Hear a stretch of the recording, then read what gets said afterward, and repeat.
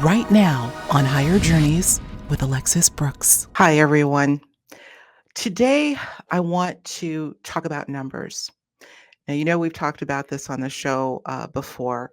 When I say numbers, obviously, I'm talking about this continuing phenomenon of repeating numbers, number patterns, angel numbers. We have so many different allocations and names these days, but I know that so many of us, myself included, are still sort of grappling with what this is all about, why there is this continuing exponential rise in people seeing these numbers, and most importantly, what do they mean for each of us?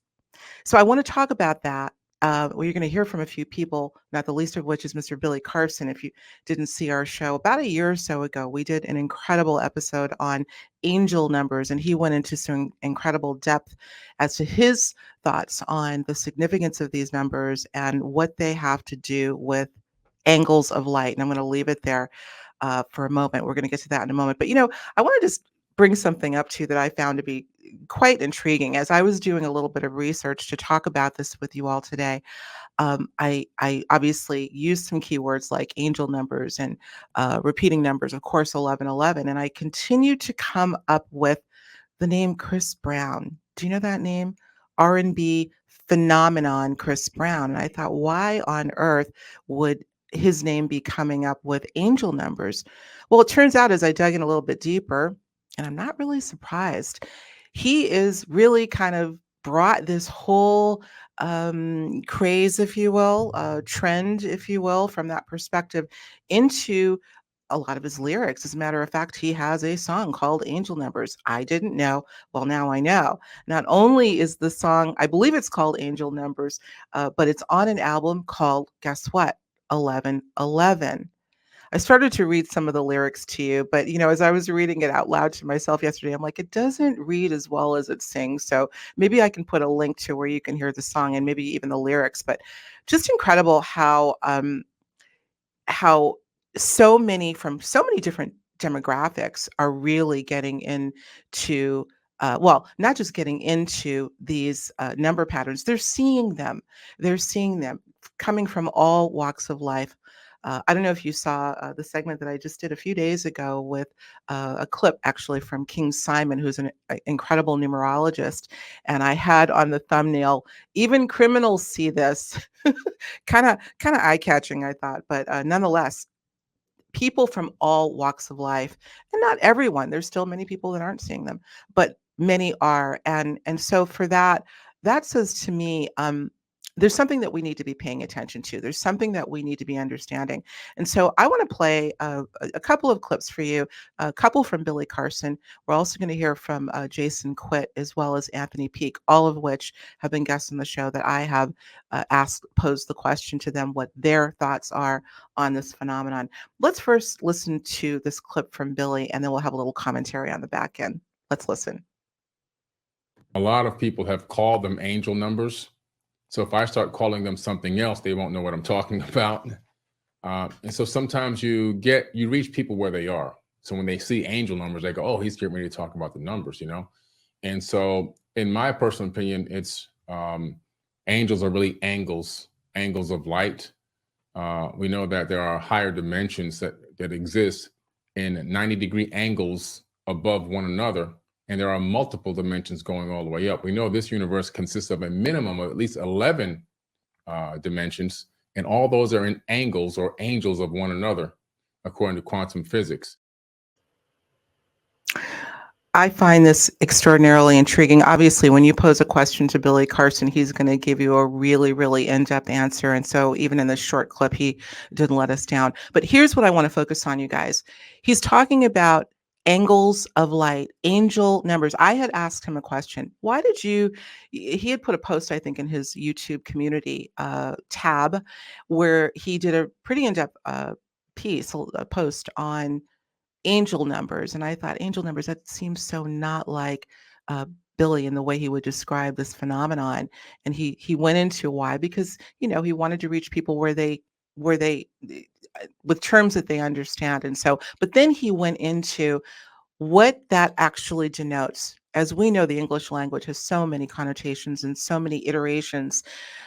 Angles of light is how he reframed it.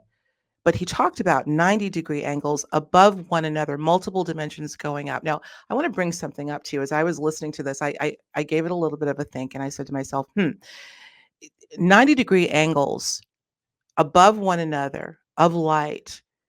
When you look at a corner of a room, I want to draw on a correlation that might be a little bit of a digression, but it's interesting nonetheless.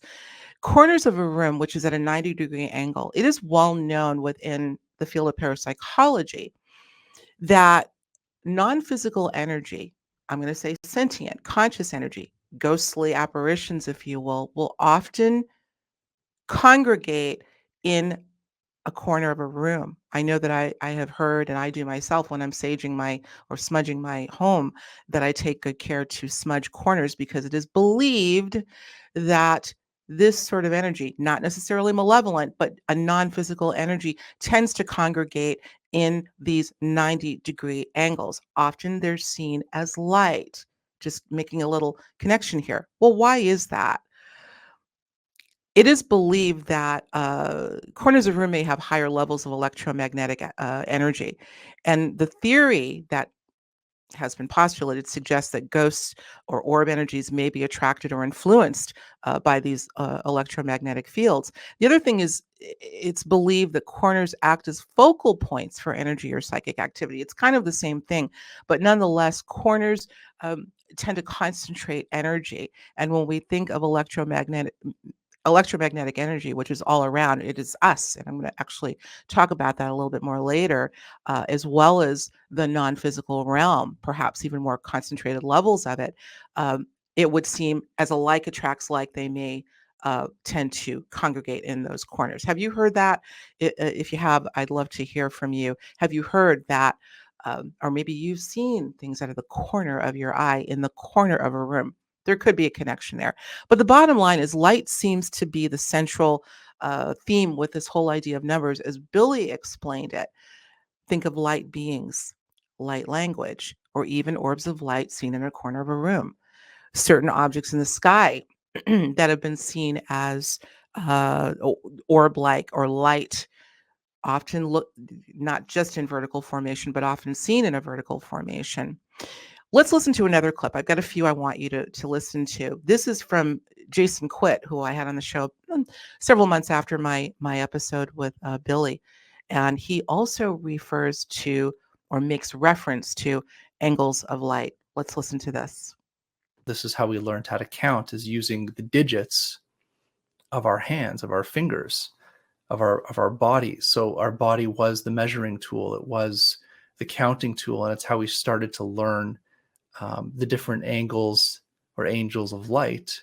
And this is where the whole concept of angel numbers come in, because very specific numbers have very specific connection to our understanding of who we are and where we are in the world.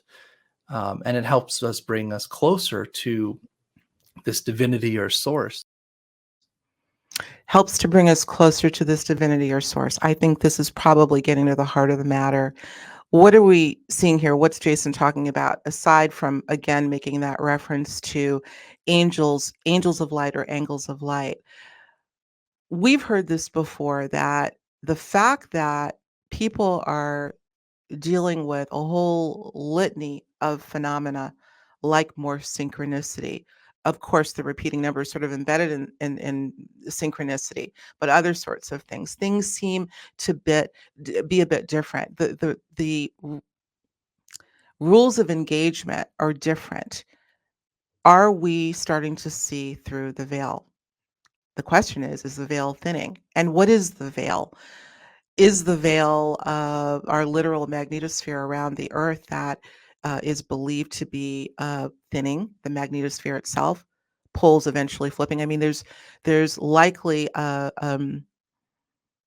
very scientific explanation for what may be happening to our earthly layer, or the layer that protects the Earth, but in more of a spiritual parlance, we could say it's the veil. And if that veil is thinning, whatever it is, more people are starting to see perhaps through it. and what it's made of. I also want to make reference a little bit later to this idea that we may be living in a simulation. It's all of these, we're doing a big dot connecting exercise, forgive the pun. But the bottom line is what Jason said is that, okay, I'm going to say if we are starting to see through the veil or what's on the other side of the veil, or the veil is thinning, it is bringing us closer to divinity or source. So I just find this very interesting. There's something that we need to understand, not just taking notice of the fact that this is definitely not coincidence that we're seeing these number patterns and sequences frequently, but that it seems that they're beckoning us to engage them. And so here's what I would say to you, and it's going to take some practice, obviously, and persistence. But I would say that when you see these numbers, speak to them. If you're seeing, let's say, 44, 444, 55, 1111, of course, this seems to be the ubiquitous repeating number that people still see, including myself, but others as well. Speak to the number. Say, I see you. Say, I want to know more. This way, you're starting to form a bond with those numbers and possibly source itself. So, when I asked Billy Carson what he actually thought was behind why so many people are seeing these numbers right now, I'm going to play another clip for you. He had some very interesting things to say. So let me play this for you as well. People are finally waking up to a certain level, and there's a reason why, which I'm going to talk about in a second, where they're starting to see a little bit beyond the veil and start to recognize some of the synchronicities that are occurring right around them. And these synchronicities have been happening for millennia, but up until, really now, as we went through a dark age and come back up now into the light, we're now starting to recognize and realize that we're living in a numerical light matrix. And that's what we're really living in. It's a light matrix based on mathematics. And there's a lot of synchronicities where you see these digits of numbers and you can catch them so randomly, even in different time zones, even on your microwave oven. Yeah. It can be a game on TV. I've caught them on basketball games where they blow the whistle and the clock for the game, which has nothing to do with a time clock, just the amount of time left on the clock for shooting the basketball is a 3-digit, a number. Or going to the gas station and seeing your gas. Yesterday, my gas was $4.44. So these things are just showcasing that we are living in a programmed matrix. It's coming up again and again, isn't it? We're living in a programmed matrix, numerical light matrix. Again, what are the common themes here? We're talking about, we've gone from angels to angels of light to angles of life, light and life. It's almost as if we're traversing this or toggling between the scientific and spiritual explanation, and yet they all seem to be a part of one fundamental truth, is that this is a language for sure, and they're somehow penetrating through to us as we are to them. I want to also make reference, I don't have a clip of Charlie, but I will have a link. Charlie Robinson, who's has a fantastic story to share. He was on our show about 6 months ago, maybe a little bit more, where he talked about his seeing what he believed to be a grid-like pattern, essentially a matrix, confirming for him experientially that we may indeed be covered by some sort of simulation and operating through a simulation.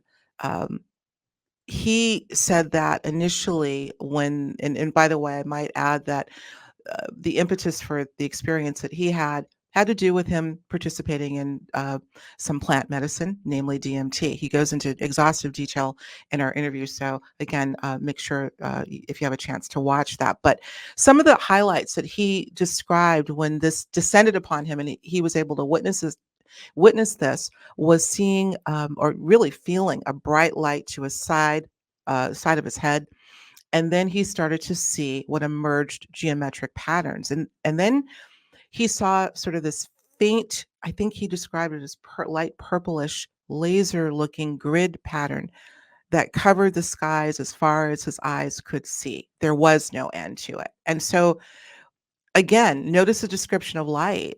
So the question becomes, are we living in some sort of a matrix or simulation, or at a minimum, are some levels of the reality that we are experiencing um, aspects of our universe constructed from this grid? Uh, again, connecting dots. It's just amazing. I want to play one more clip for you, and then a couple more things I want to say before I close out this little commentary. This is Anthony Peake. Again, I love, particularly when we're not discussing the numbers as the main theme of our talk. I might slip this in at the end of an interview. By the way, what are your thoughts on this phenomenon of repeating numbers? Because no one can escape it, guys, right? Even the biggest skeptics have to admit that there's something quite interesting going on. So let's listen to what Anthony had to say. Any statistical chance they were beyond attention bias in any way, shape, or form. Absolutely. Because they are synchronistic, because they have patterns and they have messages within them. Now, this could be messages coming through to us in some way that we can't see, but it does intrigue me. So I started as an extreme skeptic, but I'm moving away from that. Definitely with 1111. With other number sequences, I'm not too sure, but it's whatever is significant for you. The very fact that you notice it means it's significant. We are living at a time of great challenge and incredible opportunity. A time when taking life into our own hands, charting our own course, and finding our own answers is more accessible than ever before. During this time, you may be asking yourself, what am I called to do?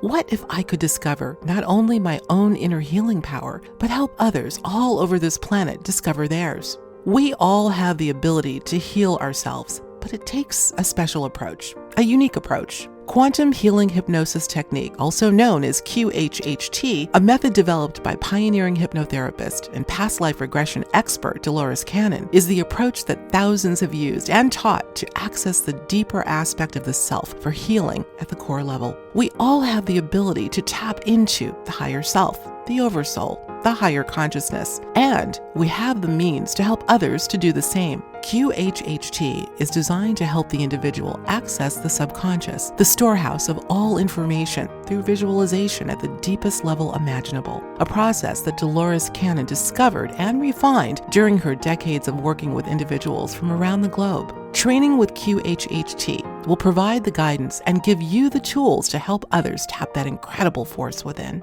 Now, you can access this exclusive training online, bringing the tools needed right to you, so you can assist others in finding their own answers and achieve total healing. This is powerful and needed now more than ever. Be a part of the pioneering work and legacy of Dolores Cannon by learning QHHT. Start today by clicking on the link in the description of this show to get started. And when you do, don't forget to mention Higher Journeys to get a 10% course discount when you sign up. It's time we all take back control of our lives and chart the course for success at every level. It's time to discover the power of quantum healing hypnosis technique by helping others to help themselves. And by doing this, we are helping to heal the world.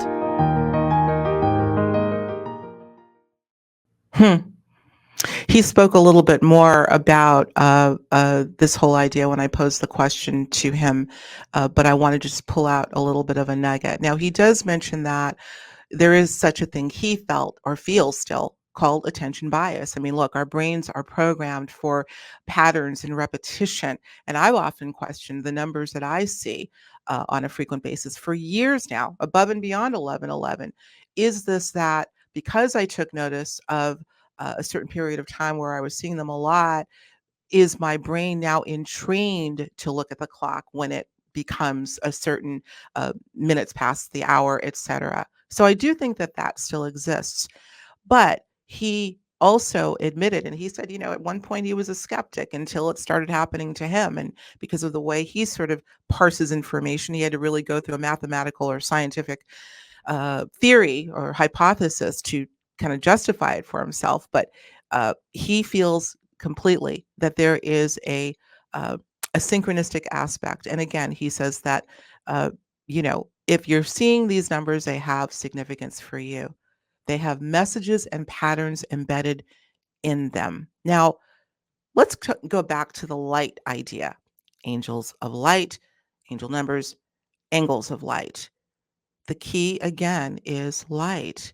Now, when we think of light or light waves, we know that light carries information. I mean, one of the most common methods is through the use of optical communication systems like fiber optics. Fiber optic communication, it's encoded light signals, which are then transmitted through optical fibers. And these light signals can carry a huge amount of data over long distances with minimal loss or interference. So even within the most mundane of it, it's not mundane, it's still fascinating, but uh, facts and how our technology is used, there are messages encoded within light. Even things like, remember CDs and DVDs? The optical storage media like those carry information, and it's based on light. So the question is, if we were to kind of make this a formula, we can even call it a syllogism. If angel numbers are really angles of light, a form of light, and light carries messages encoded within that light at certain angles, that means that we have the ability to decode. Someone has the ability to decode that message, assuming the messages are embedded within the numbers, if those numbers are comprised of light. Again, I'm going to invite all of you, all of us, because I'm working on it as well, to start to get a little bit more inquisitive about what this is all about. Be a little bit in. uh, let's call ourselves investigators. When you start to see, or when you see these numbers that show up for you on a repeated basis, let's go with the assumption that they're forms of light that have messages encoded within them. And then again, as I said earlier, say the number out loud. Let's say it's 44 and you see it. 44. Greet the number. Hey, 44, how you doing? Stare at it for a moment. Assume that it has an angle of light, however it may be. Tune into it. Now, here's the other thing that I want to really end on here, and it has to do with the electromagnetic aspect of the light, the possibly and probably, based on what we talked about, the numbers themselves, but also the fact that we are electromagnetic in nature, also a fact. We're electromagnetic beings, we're electrical beings. If that's the case, that means that we off the bat have something in common with these numbers. The common thread, the common theme, we're both electromagnetic. That means that we have the ability to fall into resonance with those numbers and the numbers with us. And so as you're greeting the number, saying the number out loud, I don't know, meditating on the number, whatever helps you connect to the energy, the vibration, literally, of that number, consider the fact that you think of two tuning forks, perhaps, that initially start out moving in opposite directions, but while in the presence of one another, they eventually fall into an oscillating or whatever the movement may be, but they will mirror one another. A connection has then been made. I don't see why we can't do that with the numbers. I want to also mention that I was recently talking to a coaching client of mine, and who has also been seeing, so many of us have for so long, repeating numbers. And I had mentioned to her, please try the exercise of falling into resonance with the numbers by doing some of the things that we just talked about here. Speaking to the number, calling the number out loud, meditating on it, writing it down, whatever it takes. Again, realizing that we have the capacity to fall into resonance with it. So we're working on that right now. Let's see how that goes. Um, if these numbers have a form of consciousness, which I suspect they do, they're going to pick up on the fact that you're tuning into them. And over time, they may be willing to reciprocate and give you the message. You may get the message as a synchronicity. It may not happen right away, but I do believe that the numbers are showing up, guys, for a reason, not just to say, hey, here I am. And not just because the veil may indeed be thinning, but because, particularly if it's redundant, if it's happening over and over and over again, like a recurring dream, there's something that you need to get. and it may not be a bad or a good thing, just information that will help you hopefully on your journey, whatever it may be. So it's fascinating, isn't it? Again, want to hear from you. We've been talking about this over the years here at Higher Journeys, from every which angle we can, pun intended, that we can think of, because the mystery is not solved, right? The numbers are still showing up, and I think that there'll be a preponderance of this for even more people that are going to need to try to parse this mystery as this world changes, as the rules of engagement change, as we are changing, methods of communication are changing, and the numbers are a big part of it. So let me know about your numbers journey. As always, it's a fascinating one, isn't it? All right, guys, I hope to talk to you soon. Take care.